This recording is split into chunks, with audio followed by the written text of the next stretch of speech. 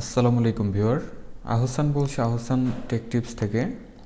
আজকের ভিডিওতে আমরা অনেক গুরুত্বপূর্ণ একটি ব্যাপার নিয়ে ডিসকাস করব, আর সেটি হচ্ছে কিভাবে রেক্স সার্ভারে কোনো অ্যাক্টিভএক্স কন্ট্রোল, অর্থাৎ অ্যাক্টিভএক্স কন্ট্রোল বলতে এখানে ওসিএক্স অথবা ডিএলএল কন্ট্রোলগুলোকে আমরা কিভাবে রেজিস্ট্রেশন করতে পারি সেই ব্যাপারটি দেখব। তার আগে অবশ্যই আমাদের জানতে হবে আসলে রেক্স সার্ভার 32 কি।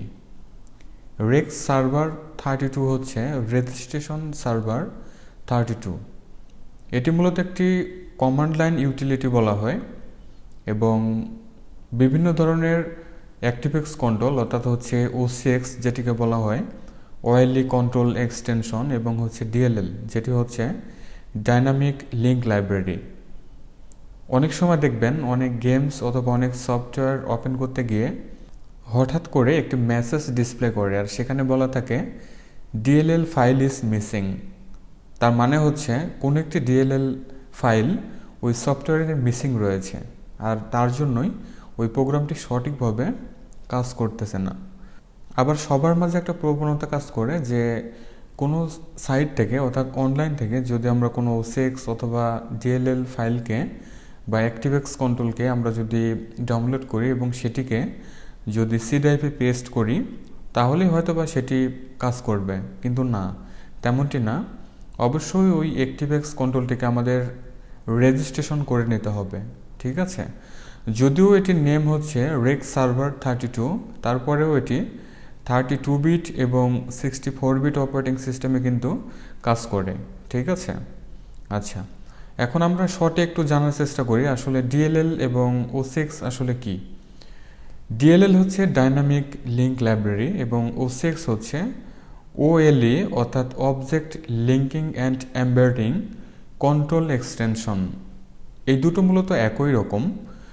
আবার ডিএলএল ফাইলকে আমরা ইএক্সি ফাইলও বলতে পারি, অর্থাৎ এক্সিকিউটেবল এক্সটেনশনও বলতে পারি, ঠিক আছে। মূলত একই রকম, কিন্তু এক্সিকিউটেবলের কোনো ফাইল এক্সটেনশনের ফাইলকে আমরা সরাসরি ওপেন করতে পারি, কিন্তু ডিএলএলকে আসলে ওপেন করতে পারি না। কারণ হচ্ছে ডিএলএল এর ভিতরে অসংখ্য কোডকে কম্পাইল করা থাকে। যখন যে কোডটি লাগবে আমরা ঠিক প্রোগ্রাম অনুযায়ী ওই কোডকে এক্সিকিউট করে নিয়ে কাজ করতে পারি, ঠিক আছে। মূলত আমরা এখানে যে অ্যাক্টিভএক্স কন্ট্রোলের ব্যাপারে বলতেছি এটি মূলত মাইক্রোসফটের এবং রিঅ্যাক্ট যে অপারেটিং সিস্টেমটি রয়েছে তার নিজস্ব একটি বাস্তবায়ন বলা যেতে পারে, ঠিক আছে। আচ্ছা, যা হোক, আমরা অনেক খুঁটিনাটি ব্যাপার জেনেছি। এখন আমরা দেখি কোনো ওসিএক্স কন্ট্রোলকে কিভাবে রেজিস্ট্রেশন করতে হয়।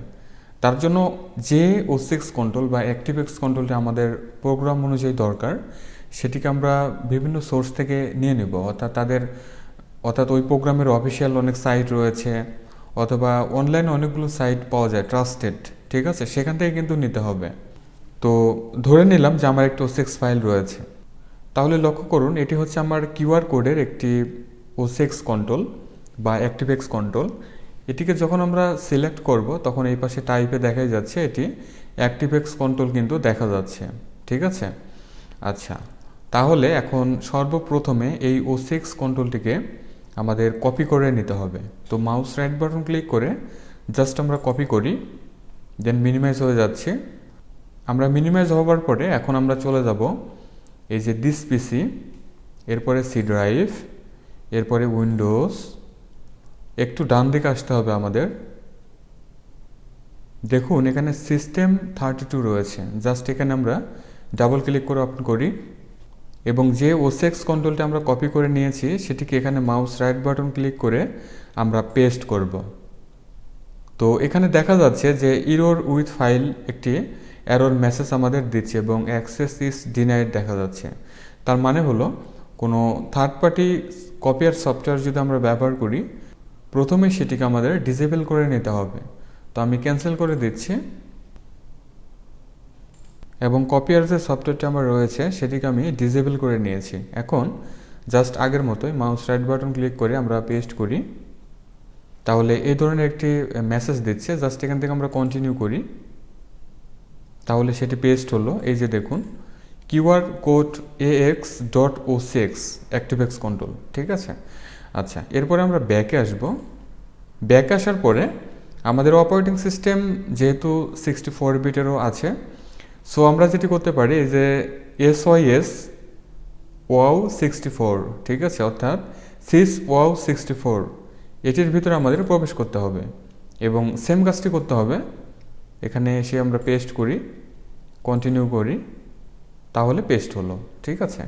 এখানে একটি জিনিস লক্ষণীয় আছে, দেখুন এখানে অনেকগুলো DLL ফাইল কিন্তু দেখা যাচ্ছে। এগুলো মূলত উইন্ডোজের DLL ফাইল, ঠিক আছে।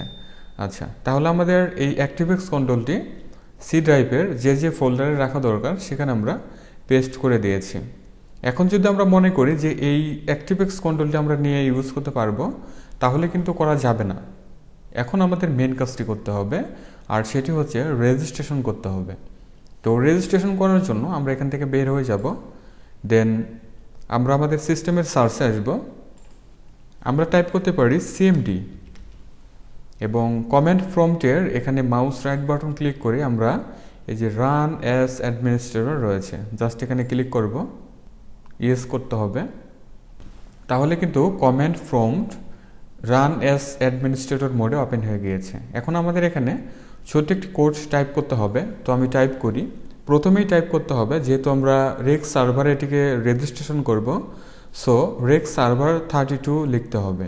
তো আমি টাইপ করি REG, এরপরে SVR শর্ট ফর্ম ব্যবহার করা হয়েছে, ঠিক আছে। এরপরে 32 ডট দিয়ে এটির এক্সটেনশন দেখিয়ে দিতে হবে, অর্থাৎ হলো EXE, অর্থাৎ এক্সিকিউটেবল। এখন একটি স্পেস রাখতে হবে। এখন যে OCXটিকে বা ActiveX কন্ট্রোলটিকে আমরা চাচ্ছি রেজিস্ট্রেশন করার জন্য, সেটির নেম আমাদের এখানে এক্সটেনশন সহকারে টাইপ করে দিতে হবে। তো আমরা আবারও চলে যাব আমাদের ActiveX কন্ট্রোলে।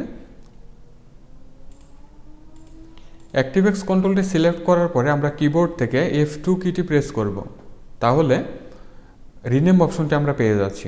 এখন জাস্ট আমরা কপি করি, Ctrl+C প্রেস করে কপি করে আমরা মিনিমাইজ করে দিয়ে এখানে এসে মাউস রাইট বাটন ক্লিক করে আমরা পেস্ট করব। এখন ডট দিয়ে আমাদের এটির ফাইল এক্সটেনশন দেখিয়ে দিতে হবে, OCX, ঠিক আছে। এখানে যদি DLL হয় তাহলে DLL কিন্তু এক্সটেনশন টাইপ করে দিতে হবে।